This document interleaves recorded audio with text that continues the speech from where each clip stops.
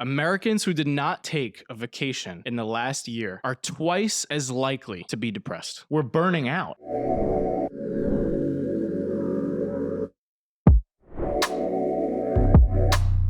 Welcome to episode 2 of Brolosophy. I am Mike Fio. And I am Nick Fio. And we are the Fio Bros. And our intention with this podcast is super simple: to share practical wisdom for a happier, more fulfilling life. And this episode in particular is part 2 of a 5-part series on this book right here, The Top 5 Regrets of the Dying by Bronnie Ware. And if you missed episode 1, a quick background on the book is it was written by an Australian writer who basically spent countless hours with people on their deathbeds, and she compiled a list of their top 5 regrets. So in this episode number 2, we're specifically talking about regret number 2 and how we can avoid getting to the end with it. So, the second most common regret of the dying: I wish I hadn't worked so hard. I wish I hadn't worked so hard. This one really hit me hard. Same. I think more than just the regret, it was the story behind the regret that hit me hard, because I saw myself in the character that Bronnie mentioned. So why don't you dive in and tell us the story that Bronnie shares with us in the book? Yeah, so it's the story of this 90-year-old man named John.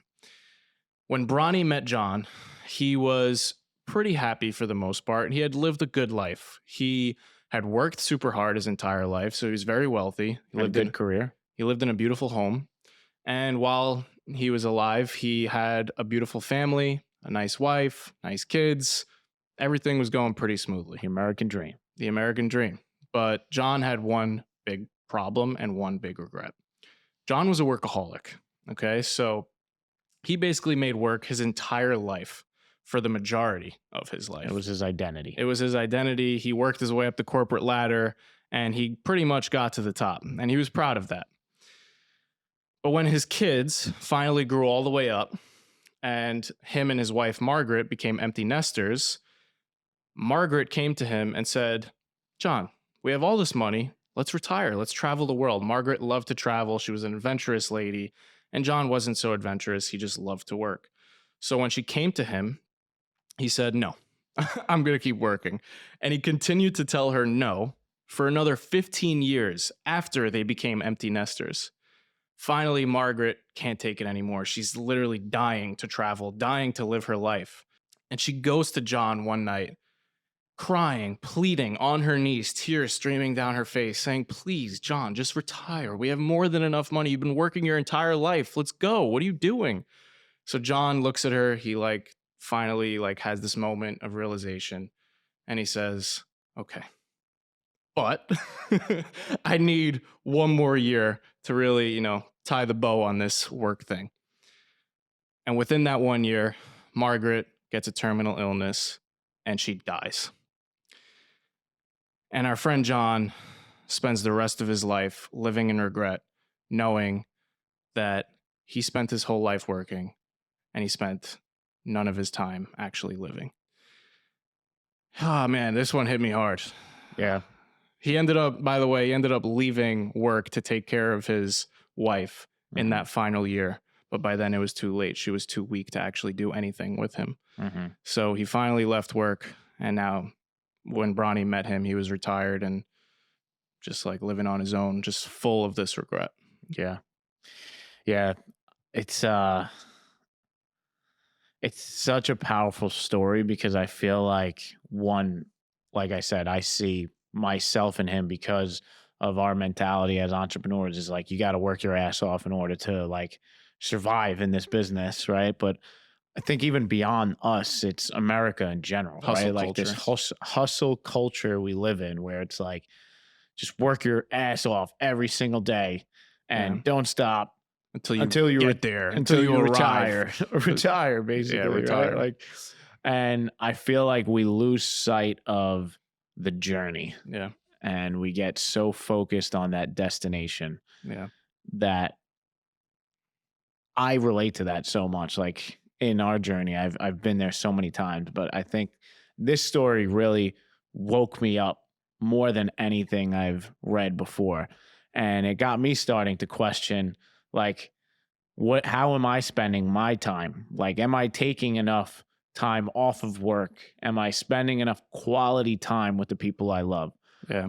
I think this one was really all about balance. It's not Mm, necessarily about don't work hard, yeah. because working hard is important. Like, I Yeah. think we both extremely value hard Hard work. work for sure. I think what Bronnie and John were really trying to send a message was you need to find balance in your life other than work. Don't make work everything, Yeah. right? So we live by three buckets: health, wealth, and relationships. And I think what the author was trying to say here is make sure you have a good balance of all three, because when you get to the end, you don't take any of your money with you Yeah. and you could spend your whole life working, not taking care of any of your relationships or any of your health, and you die with nothing. You die with the hours you put into that job and nothing else. What's that famous saying? Like, you never see a U-Haul behind a hearse, Yeah. right? It's so funny because our definition of success is this financial one, right? Like, it's all tied to like how much money we make while we live. Yeah. But then it's like you said, we can't take the money and the shit with us when we die. So why are our priorities so fucked, Mike? In America, at least. Yeah. No Because one. wait, let me just say on that note, in America, because the past couple summers I've been vacationing to Europe with Amanda, my wife, and the culture in Europe is so different than America, Yeah. right? That cliche line that Americans live to work and Europeans work to live is so true. So true. Like, everyone, because when you're on vacation in Europe, a lot of Europeans vacation within Europe. So you have a lot of these conversations with them, and you find out about how they live their lives and why they're on vacation and all this stuff. And they have such a relaxed demeanor compared to the Americans, which are like go, go, go, go, go. Yeah. There's a reason why 7 out of the 10 happiest countries in the world are in Europe. Like you said, Europeans work to live, Americans live to work. We make everything about the money, and they make everything about the money leading to a better lifestyle. Yeah. They prioritize happiness and lifestyle over the jobs. Like, the Yeah. job is just a piece of the puzzle. Yeah. We make it the whole fucking puzzle. Right. And going back to John, we make it our identity. Like, it's how we get our worth. Yeah. Almost, it seems like in America. It's actually rude to ask someone in Europe like what they do for a living. Did you know that? No, I didn't know that. It's rude. Like, if you just met someone, it's rude. It's considered rude to ask them, what do you do? Seriously. Yeah. That's interesting. Yeah. That has to come later, after you've actually gotten to know them as a person. Because Ah, in Europe, they do not identify as As their their- occupation. They interesting. identify as a human being, Oh, wow. which is how I think it should be. And I wish America had that culture, but I could wish all I want. This is the reality we live in. Well, the reality is that we are part of that culture, so we can make the changes we want to see. Yeah. So how do you talked about, basically, you said the moral of the story here is balance is the key. Yeah. How do you find balance in this hustle culture that we live in? I really think it comes down to just organizing your time. And so every week I stop, I reflect on my previous week, but I make sure that I don't just reflect on my work week. I reflect on my life in these three buckets of how is my health going? How is my work going? And how are my relationships going? Mm-hmm. And if I notice there's an imbalance in either the health or relationships, it's usually not work because, like we said, we've been working our asses off. But if I notice an imbalance in my health and relationships, I actively schedule time in the following week on my calendar to make sure that there's a balance of me taking care of my health, getting to the gym a certain number of times per week, actually scheduling it in.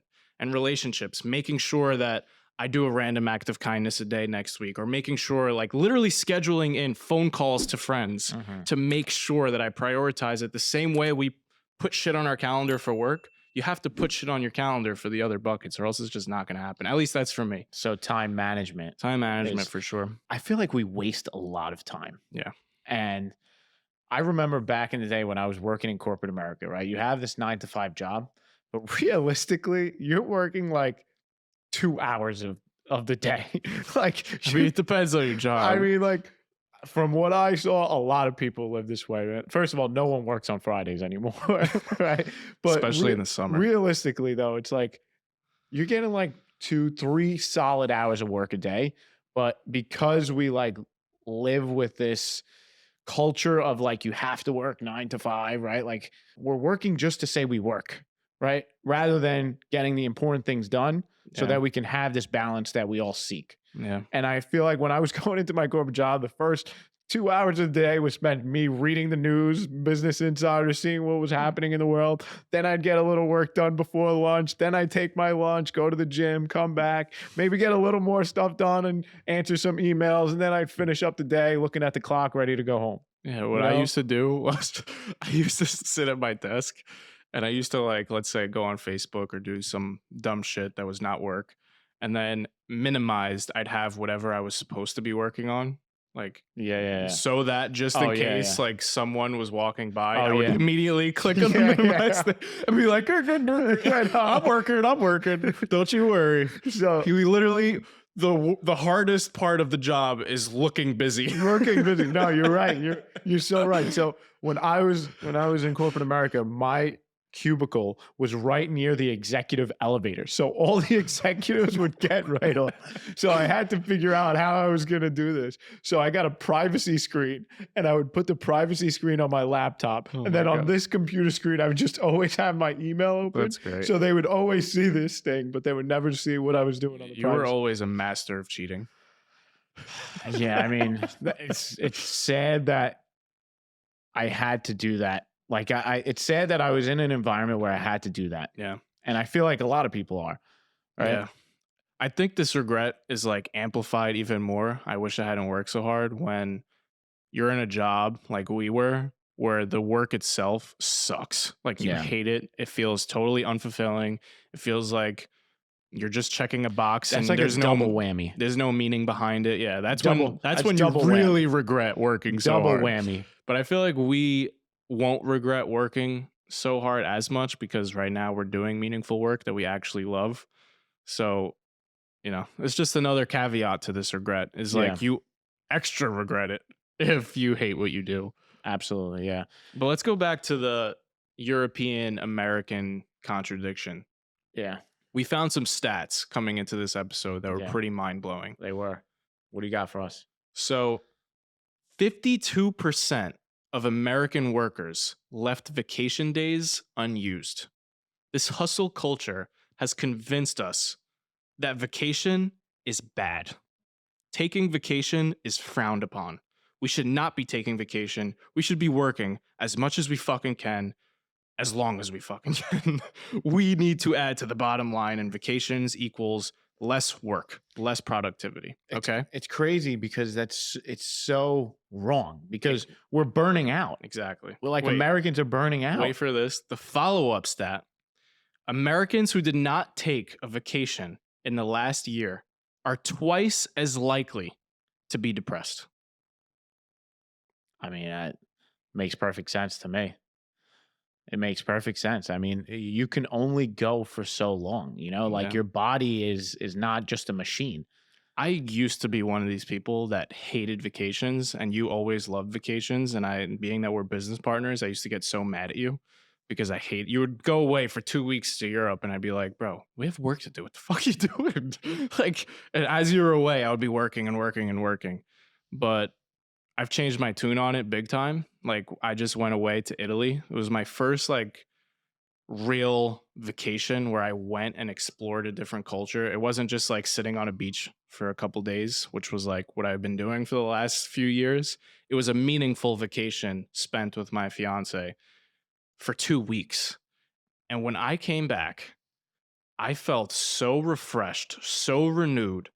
And it created this momentum at work when we both came back to work to just fucking go nuts. Like, we went ham when we got back. Not even from a hours perspective, but our mind was renewed. We got new input and we're Yeah. able to have new output and better output because of it. So it just goes to show that taking that step back really does always mean 10 steps forward. It's so important to rest, and it's so important to refresh yourself. That step back just allows you to gain a different perspective. Yeah. You know, it's like if you're always in something, then your viewpoint only like you have horse blinders on, right? You can only see what's right in front of you. Yeah. But I feel like when you take the vacation and you break out of that pattern, you Yeah. break that pattern, Right. you end up like connecting things that you wouldn't have been able to connect before, Yeah. right? And going back to what you said about like feeling refreshed, once again, we're humans, not machines, Right. right? So we need to unplug from the matrix every once in a while, Yeah. right? To be able to refuel this body, right? And I think another argument for taking a vacation is the fact that at the end of your life, that's the shit that you remember. And that's the shit that you probably are going to wish you did Yeah. more of. Like we see all the time on social media, like the guys who do the on the street interviews and they ask these older people like, Which I still want to do, by the way. okay, they ask these older people, what do you what do you regret? What message do you have for younger people? And so many times they say, I wish we didn't wait this long to start traveling, to start like enjoying our time together, you know, because now they're older and they feel like they wasted their energy working so hard when the reality is, what's 1 week a year, 2 weeks a year? It doesn't really like do much in the grand scheme of things, but it does add so much value to you personally if you take those days. Yeah. Let's conclude this episode here and bring this regret number 2 back down to earth. Mike, how do we get to the end of our life without feeling this regret that we had worked too hard?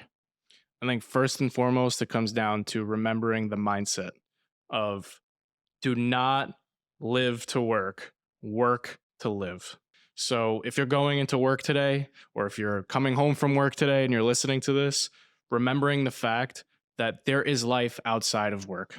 That alone is making this actionable and making this actually impactful. But on top of that, to make it something you can actually check a box off of, take a vacation or at least schedule a vacation. If you don't have a vacation scheduled right now, go ahead and make one. Do the things that you know you really want to do and stop waiting for retirement to live your life to the fullest, because the reality is you may not get there. You have no idea what the hell's going to happen in your life. So do the things that you always wanted to do now, whether it's learn how to surf or learn a new language or go to Japan, whatever it is for you. Do not wait to actually move the ball on it. Start now. I love that. That's solid advice. And so basically, you're telling us to go on vacation, put it on our calendar, This is take a break from the grind, yeah. make sure to set it into our calendar on a yearly basis that we're getting out and experiencing something other than work. And taking care of yourself. Taking care of yourself. I want to end with one last thing here, which is not about taking a vacation, but it's about changing the world. We often go into work and we think our work is changing the world. And that's great. That's how we should feel. But I always remember the quote by Mother Teresa: if you want to change the world, go home and love your family. I love that quote. Realize that this is bigger than just what you do for a living at your job.